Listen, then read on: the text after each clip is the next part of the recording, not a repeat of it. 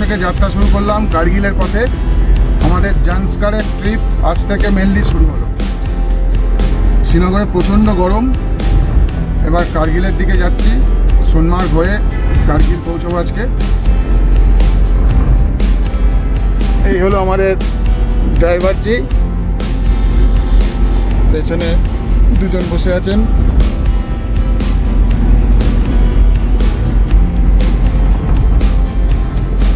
ধীরে ধীরে সব আপডেট দিতে থাকবো। On the way to Sonamarg. আমরা এক জায়গায় একটু ব্রেকফাস্ট করতে দাঁড়িয়েছি।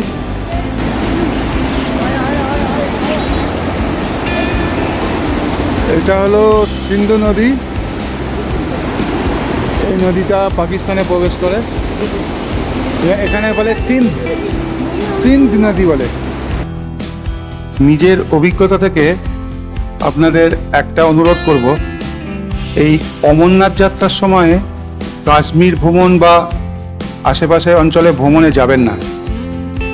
মারাত্মক রেস্ট্রিকশন, অনেক কিছু দেখতে পাবেন না। এই দেখুন, এই সোনমার্গ টানেলের মুখটায় এদিকে ওদিকে দুদিকেই মানুষ দাঁড়িয়ে একটু ছবি টবি তোলে, ভিডিও করে, কিন্তু আমাদের দাঁড়ানো তো দূরের কথা, 1 মিনিট একটা স্ন্যাপ নেওয়ার সুযোগও দেয়নি পুলিশে। 6 কিলোমিটার লম্বা টানেল, সোনামার্গ টানেল, এই শেষ করছি। এবার এদিকে বেরোনো হচ্ছে।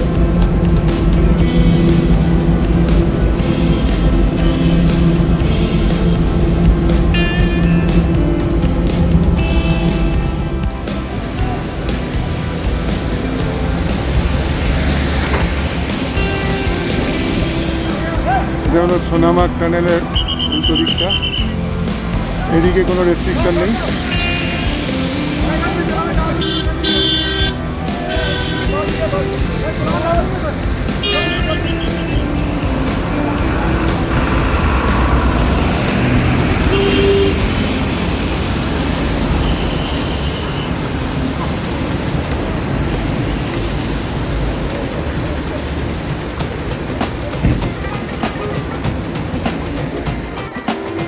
আমরা বেরিয়ে যাচ্ছি সোনমার্গের বাইপাস ধরে।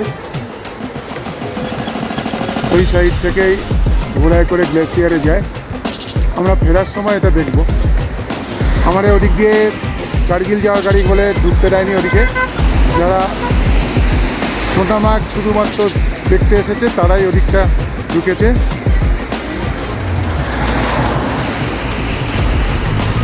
অমরনাথ যাত্রার জন্য এখন এইসব রেস্ট্রিকশন।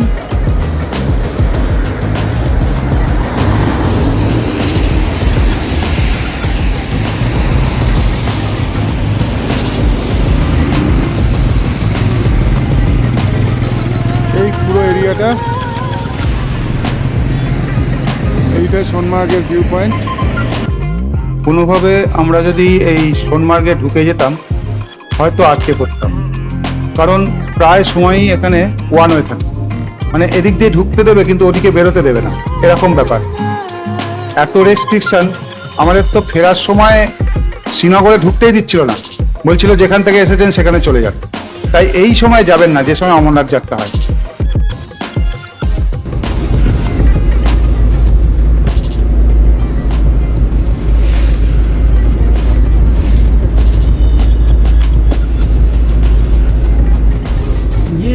बालताल ऊंचा ट्राई है अभी बालताल।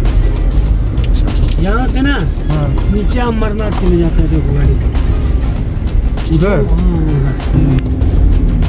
বালতাল ক্রস করছি। ওখানে অমরনাথ যাত্রা এখান থেকে হচ্ছে। নিচে প্রচুর গাড়ি।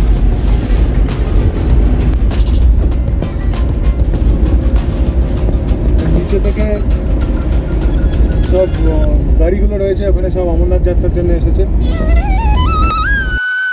আর অমরনাথ যাত্রার যে এই এত বিশাল ব্যাপার, এত বিশাল ভিড়, আমার আগে আইডিয়া ছিল না। নিজের চোখে না দেখলে হয়তো বিশ্বাস করতাম না। মানে কোটি কোটি মানুষের সমাগম এখানে। কেদারনাথ যাত্রার ভিড় এর কাছে নস্যি বলা যায়। এইটা হলো বালতালে অমরনাথ যাত্রার বেস ক্যাম্প। বিশাল এরিয়া জুড়ে বিশাল মানে কত যে ক্যাম্প আছে তার ঠিক নেই।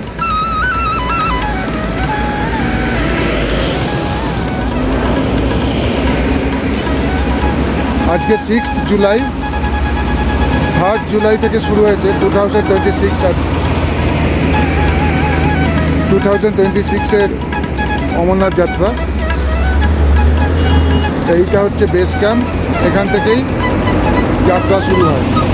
এর আগে ওই দিকটা করে সব গাড়ি টাড়ি আছে, এখানেও প্রচুর গাড়ি রাখা আছে। এইখানে এসে গাড়িগুলো সব স্ট্যান্ড করে। বাপরে, তো এত ছোট লাগছে গাড়িগুলো যে বলার নয়। এইগুলো সব গাড়ি দাঁড়িয়ে আছে।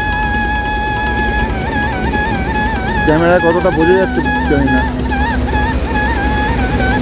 এই সাদা অংশ এগুলো সব গাড়ি, আর ওগুলো সব হলুদ নীল সব ক্যাম্প, বিশাল এরিয়া জুড়ে। তার জন্যে আমাদের আসার পথে সোনমার্গে বাইপাস দিয়ে ঘুরিয়ে দিলাম, মেন সোনমার্গে ঢুকতে পারলাম না, পাশ দিয়ে বেরিয়ে এলাম। আর নানা রকম চেকিং হচ্ছে।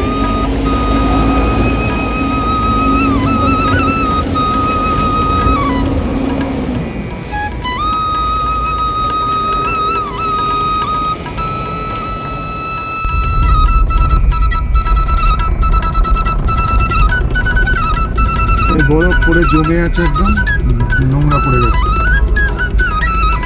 কেদারনাথ যাওয়ার সময় এরকমই দেখেছিল,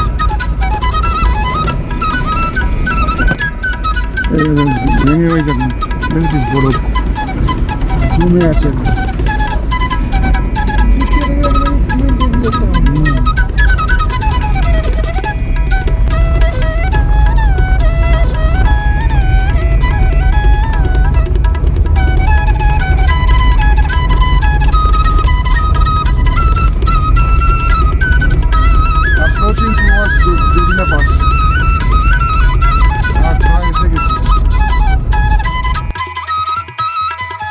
এবার আমরা এগিয়ে চলেছি জজিলা পাসের দিকে। জজিলা পাস ক্রস করে আমাদের যেতে হবে। এই জজিলা পাস হিমালয়ের একটি উঁচু পর্বত গিরিপথ, যা কাশ্মীর উপত্যকাকে লাদাখের সাথে যুক্ত করে। এটা শ্রীনগর লে হাইওয়ের ওপর প্রায় 11,575 ফুট উচ্চতায় অবস্থিত। এটি কাশ্মীরের উপত্যকা এবং লাদাখের দ্রাস ও সুরু উপত্যকার মধ্যে একটি মূল সংযোগ রক্ষা করে। এই গিরিপথটা কাশ্মীর উপত্যকাকে দ্রাস উপত্যকা থেকে আলাদা করেছে।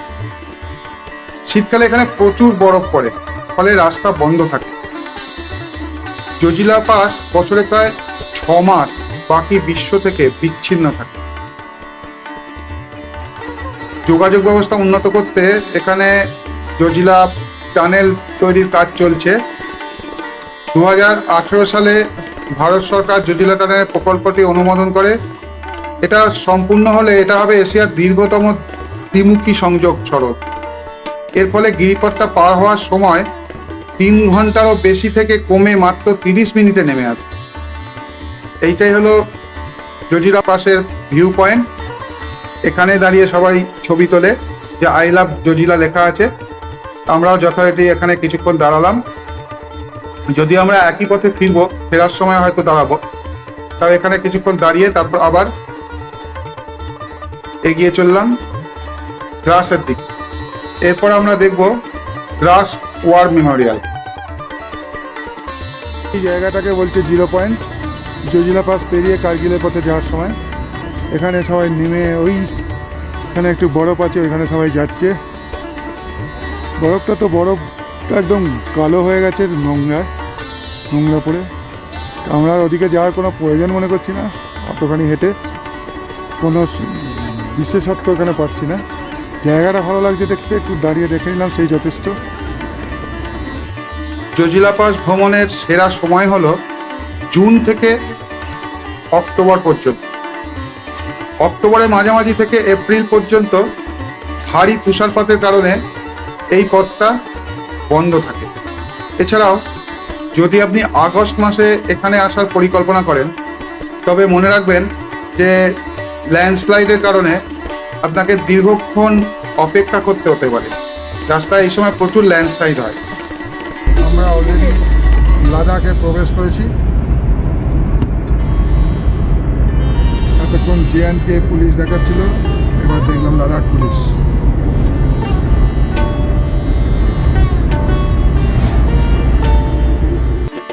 জান্সকার ভ্যালি ভ্রমণে যাওয়ার জন্য দুটো ওয়ে আছে। এক হলো শ্রীনগর হয়ে, যে রাস্তায় আমরা যাচ্ছি, আর এক হচ্ছে মানালি হয়ে। শ্রীনগর হয়ে, কার্গিল হয়ে, তারপর সুরু ভ্যালি ধরে রংদুম ক্রস করে আপনাকে জান্সকার ঢুকতে হয়। আর ওদিক থেকে এলে মানালি থেকে অটল টানেল হয়ে, শিশু জিসপা হয়ে, সিংকুলা পাস ক্রস করে আপনাকে ঢুকতে হবে জান্সকার ভ্যালিতে। ওখানে দারচায় রাস্তাটা দুভাগে ভাগ হয়ে যায়। একটা রাস্তা চলে যায় বারালাচা পাস হয়ে লের দিকে, আর একটা রাস্তা চলে যায় আপনার জান্সকারের দিকে সিংকুলা পাস ক্রস করে। তো আমরা এটা বেছে নিয়েছিলাম শ্রীনগর দিয়ে যাওয়া এবং শ্রীনগর হয়ে ফেরা। তার একটা কারণ আছে, কারণ আপনি যদি মানালি দিয়ে যান তাহলে আপনাকে হিমাচলের গাড়ি নিতে হবে, কিন্তু ওখানে কিছু রেস্ট্রিকশন আছে। হিমাচলের গাড়ি জান্সকারে সব জায়গায় ঘোরাতে পারবে না, ওখানকার ইউনিয়ন আছে, ওখানকার গাড়িতেই আপনাকে লোকাল সাইট সিন করতে হবে। আমরা গাড়ি করেছিলাম কার্গিল থেকে, এটা শ্রীনগরের গাড়ি নয়, কিন্তু কার্গিলের গাড়ি শ্রীনগরে এসে আমাদের পিক আপ করেছিল।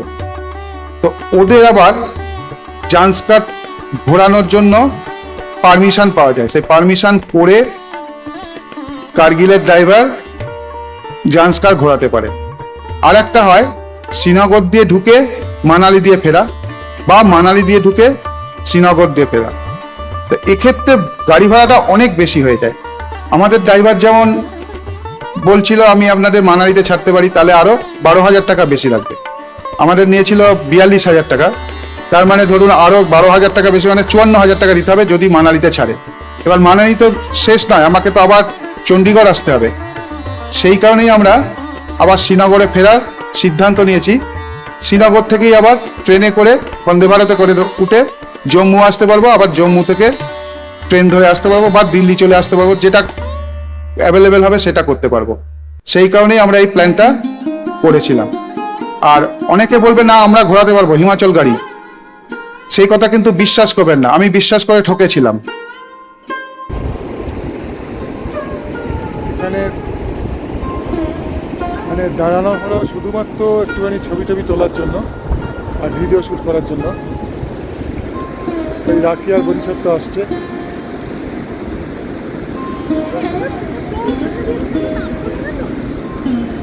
এই যে রাখি এসে গেছে, রাখি এসে গেছে, এই যে করছে, এই যে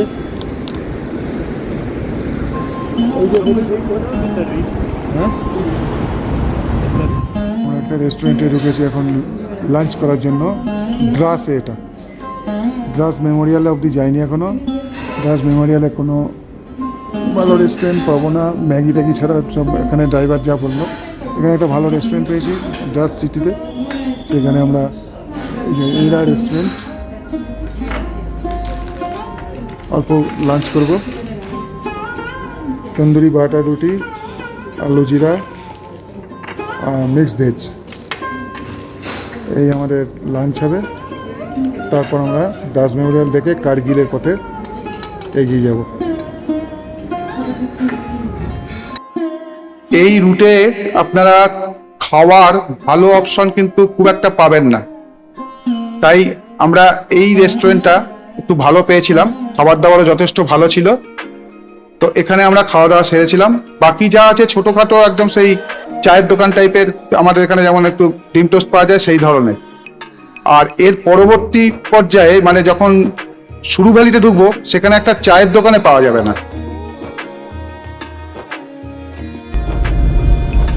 দ্রাস ক্রস করে যাচ্ছি, এখন দ্রাস ওয়ার মেমোরিয়াল পাবো, সেটা দেখবো, তারপরে কার্গিল যাব। কার্গিলেই আজকে আমাদের স্টে।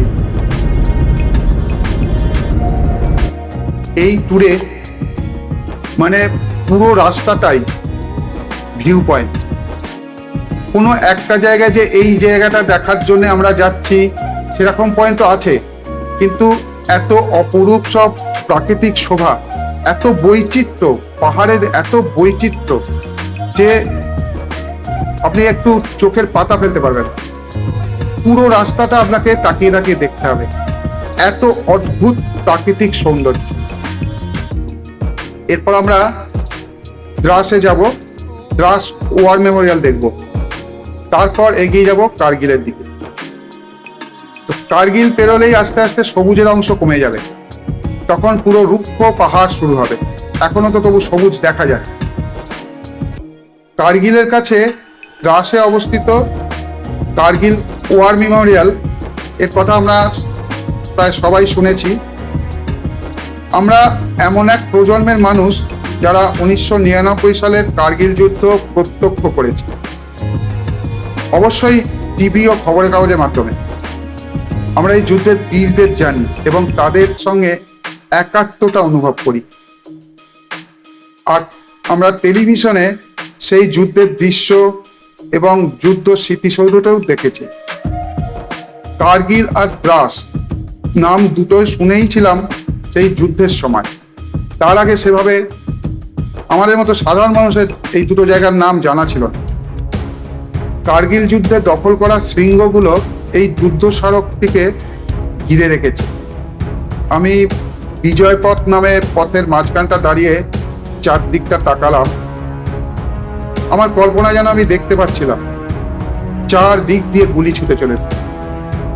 আমি নিশ্চিত যে এটা ছিল নিছকই সিনেমার কল্পনা, এবং গুলির মুখে থাকার অনুভূতি কেমন তা অনুভব করার কোনো উপায় আমার নেই।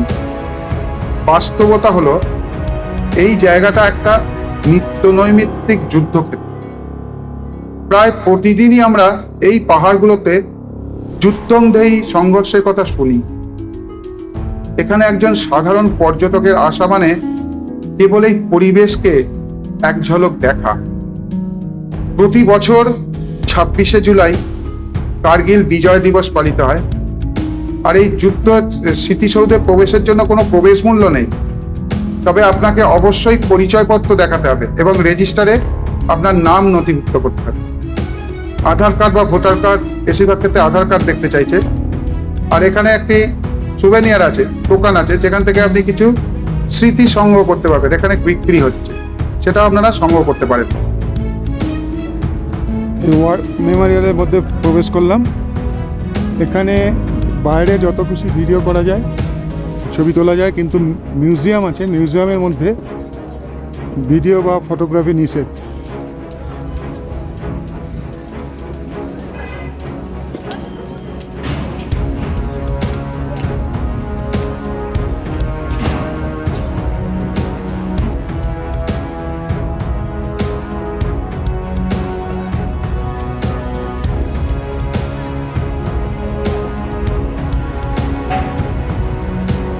উনিশশো 99 সালে যে কার্গিল যুদ্ধ হয়েছিল তার সব শহীদদের উদ্দেশ্যে এখানে সব কিছু করা রয়েছে।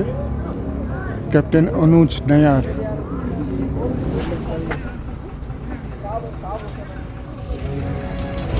এখানে সবার মূর্তি বানানো আছে।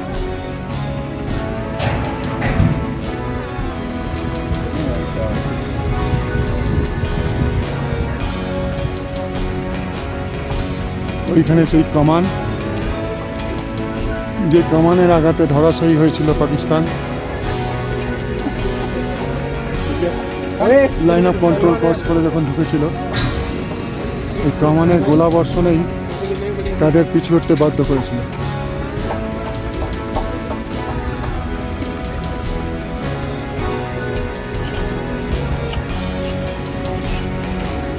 তখন বারবার খবরে শুনতাম কার্গিলের দ্রাস আর পুঞ্চ সেক্টরে গোলাবর্ষণ চলছে।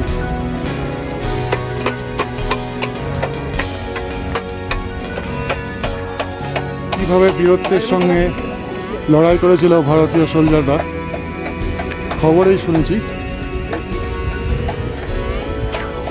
এই হলো সেই বিজয় পথ। এখানে ওই যুদ্ধে ব্যবহৃত নানা অস্ত্রশস্ত্র রাখা রয়েছে। আর মিউজিয়ামের মধ্যে বীর যোদ্ধাদের ব্যবহৃত কিছু জিনিসপত্র রাখা আছে। এই এর ভেতরে ফটোগ্রাফি নিষেধ, ভিডিওগ্রাফি ফটোগ্রাফি দুটো নিষেধ। হার্ট অফ রিমেম্বারেন্স, এখানে অরিজিনাল সব শহীদ সেনাবাহিনীর সমস্ত সদস্যদের অস্ত্রশস্ত্র, পোশাক, বিভিন্ন জিনিসপত্র সব কিছু রাখা আছে।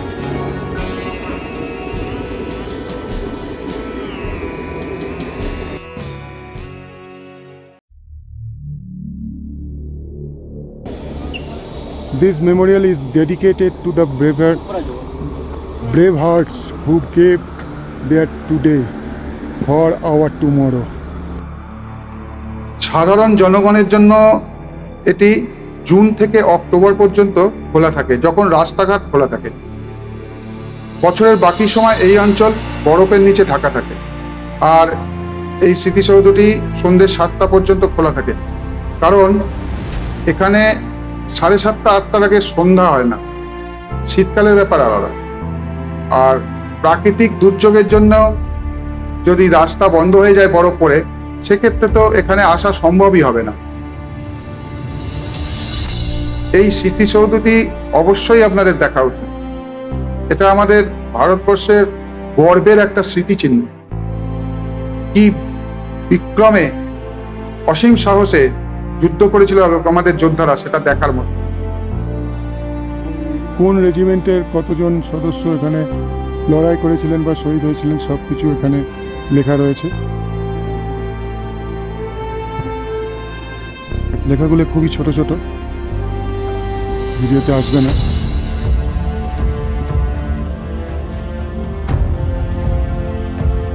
গোল্ডেন প্লেটের ওপর লেখা আছে, রিফ্লেকশন আসছে যার ফলে বোঝা যাচ্ছে না।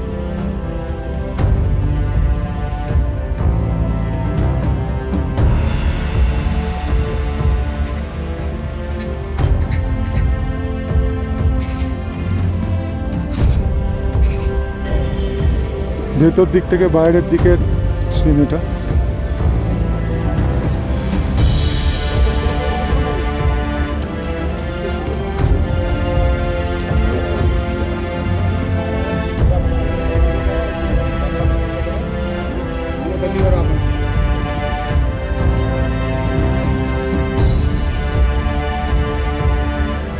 এর ভেতরে এবার ঢুকবো। এখানে ফটোগ্রাফি বা ভিডিওগ্রাফি প্রহিবিটেড, এখানে লেখা রয়েছে ফটোগ্রাফি ইজ প্রহিবিটেড। আমি এবার ক্যামেরাটা অফ করে ভেতরে ঢুকবো।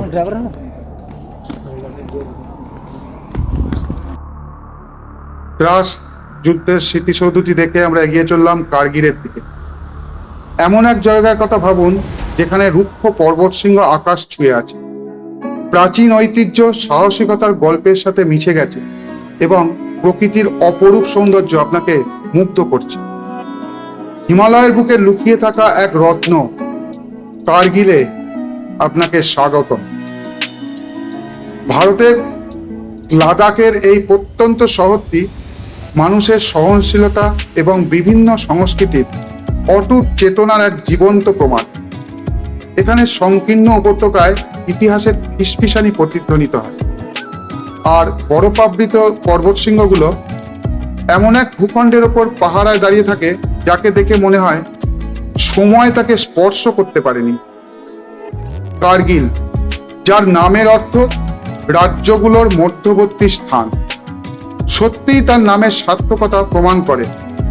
এটি এমন এক মিলনস্থল যেখানে তিব্বতী, মুসলিম এবং বৌদ্ধ প্রভাব একত্রিত হয়ে ঐতিহ্যের এক অনন্য চিত্রপট তৈরি করেছে।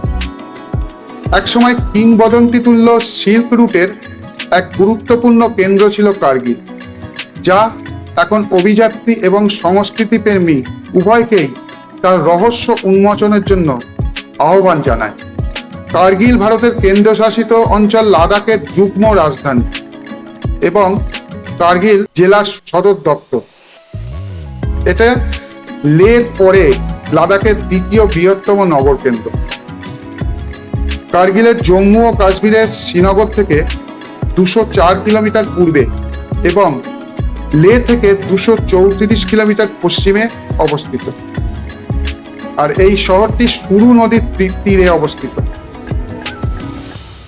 সাংস্কৃতিক সম্পদের বাইরেও কার্গিল রোমাঞ্চ প্রিয়দের জন্য এক অভূতপূর্ণ সৌন্দর্য উন্মোচন করে, যেখানে প্রকৃতির মহিমাই প্রধান আকর্ষণ। কল্পনা করুন আপনি সুরু উপত্যকায় ট্রেকিং করছেন, যেখানে তুষারাবৃত হিমালয় পর্বতমালা, পান্না সবুজ তৃণভূমি আর স্বচ্ছ জলের ঝর্ণার ওপর আপনার শুধু নজর পড়ে যাচ্ছে।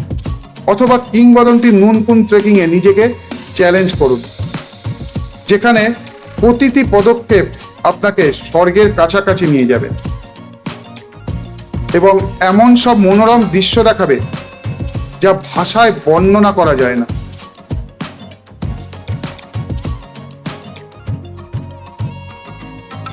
প্রাকৃতিক সৌন্দর্য প্রেমীদের সুরু নদীর খরস্রোতা জলধারা হাতছানি দেয়। আর মাউন্টেন বাইকিং এর যারা শখ আছে, তারা তো কার্গিলের ভূখণ্ড থেকে সুরু ভ্যালি হয়ে জান্সকার যাওয়া, এটা তো তাদের একটা স্বপ্নের পথ, যেখানে প্রাচীন পথ এবং মাথা ঘুরিয়ে দেওয়া হারা ঢাল দক্ষতা ও সাহসের পরীক্ষা নেয়।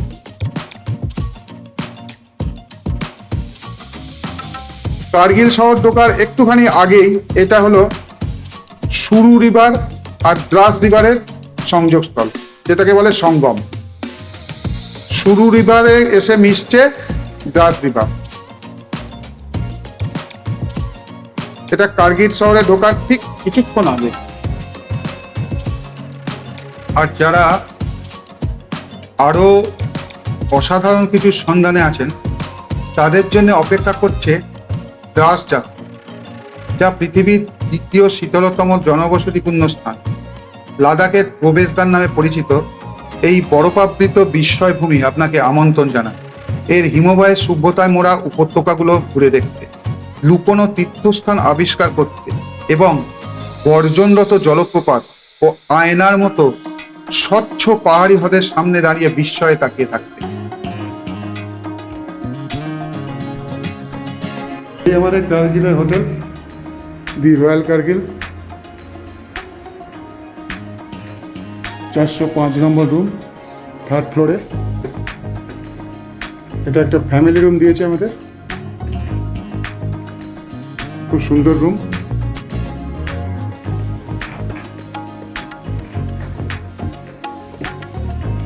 এখানে ডবল বেড একটা, ওখানে ডবল বেড একটা,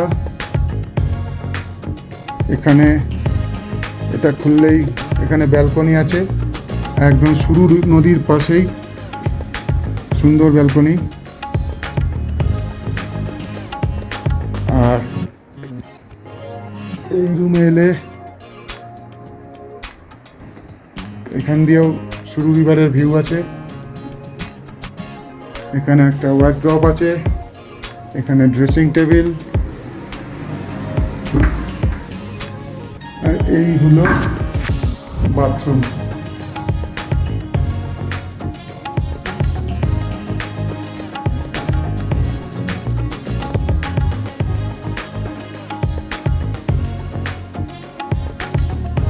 যথেষ্ট ভালো ব্যবস্থা।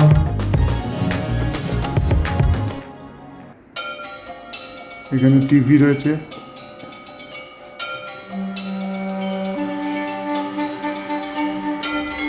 সুন্দর রুম। একটু বাজেট বাড়ে, এটা 3.5 থেকে 4,000 টাকার মধ্যে পড়ে, without pudding, only room. Kettle Tetley সব দেওয়া আছে, এখানে একদম ওয়াইফাই রাউটার লাগানো আছে, চায়ের সরঞ্জাম দেওয়া আছে, ব্যবস্থা খুবই ভালো।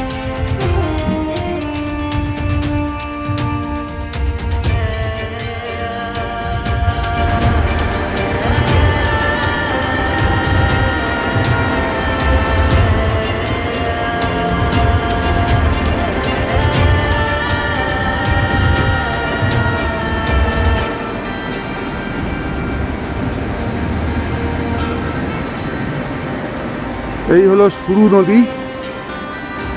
এই সুরু নদীর ধার বয়েই আমরা আজকে যাব সুরু ভ্যালি হয়ে। আর এই হোটেলটায় আমরা আছি, আপনাদের যে রুমটা দেখিয়েছি হোটেলের লোকেশনটা একবার দেখুন, হোটেল রয়্যাল কার্গিল।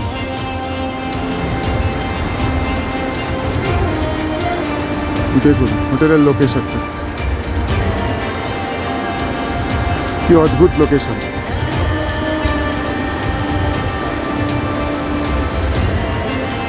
আমাদের 3rd ফ্লোরে রুম দিয়েছে, ব্যালকনিতে বসে বসেই সবসময় নদীর প্রাকৃতিক দৃশ্য দেখা যাচ্ছে। বিছানায় রাতে শুয়েও এই নদীর আওয়াজ পাওয়া যাচ্ছে, জলের যা স্রোত।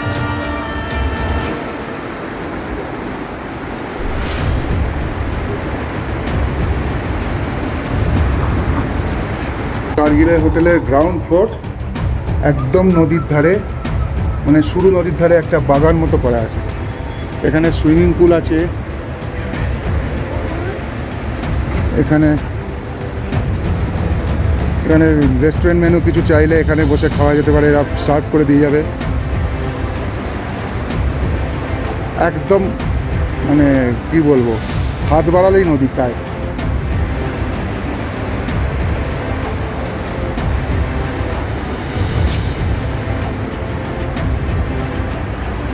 এদিকটা আবার একটা সুইমিং পুল করা আছে,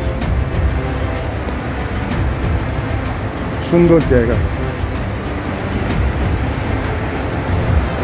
ওদিকটাতেও একটুখানি গার্ডেন মতো করা আছে বসার জন্যে। যদিও যা ঠান্ডা রাত্রিরে পড়ে এখানে বসা যায় না, তবুও দিনের বেলা যখন প্রচণ্ড ঠান্ডা থাকে রোদ্রে বসে থাকা যায়, এখানে সুন্দর লাগে। এবার আমরা রংডুমের উদ্দেশ্যে রওনা দেব, সুরু ভ্যালির ওপর দিয়ে যাব। সুরু উপত্যকাটা সুরু নদীর তীর বরাবর কার্গিল শহর থেকে রংদুম পর্যন্ত প্রায় 120 কিলোমিটার বিস্তৃত। মূলধারার পর্যটনের পরিচিত পথ থেকে দূরে অবস্থিত এই লুকানো রত্নটি নির্মল সৌন্দর্য এবং প্রশান্তির এক আশ্রয়স্থল। এর মধ্যে পাবেন অসাধারণ সৌন্দর্য,